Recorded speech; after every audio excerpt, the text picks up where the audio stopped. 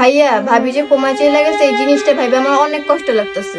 আমার অনেক কষ্ট লাগতেছে বোন। কিন্তু ভাইয়া তোমার মুখের এক্সপ্রেশন দেখে তো মনে হচ্ছে না তুমি কষ্ট পাইছো। কষ্ট কি মুখে বোঝা যায় বোন? কষ্ট তো মন থেকে হয়। আমার এখান থেকে ঠিকই কষ্ট হইতেছে।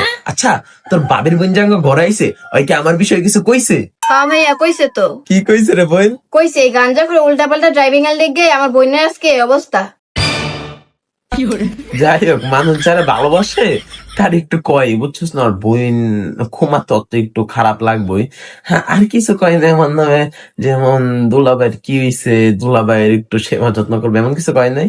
না এমন কিছু করে নাই ভাইয়া। জানো ভাবির লেগে আমার সবচেয়ে খারাপ লাগতেছে একটা জিনিস নিয়ে। খারাপ লাগবে, এটাই তো স্বাভাবিক।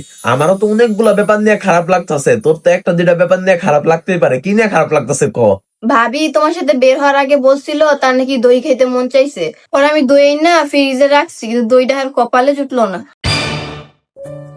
কথাটা শুই না আমার অনেক খারাপ লাগলো রে বোন। আচ্ছা বোন, তোর আমি একটা প্রশ্ন করি। হ্যাঁ ভাইয়া বলো। তোর বাবির লেখা ফ্রিজে যেই দইটা এনে রাখছিলি, ওইটা কি এখনো আছে? হ্যাঁ ভাইয়া আছে, এটা কি তুমি ভাবির কাছে নিয়ে যাইবা? আরে না, আমি নিজে খাইতাম। ওই তো কমায়, ওই কেমনে খাইবো? मतलब वो अलग ही लेवल का बंदा था।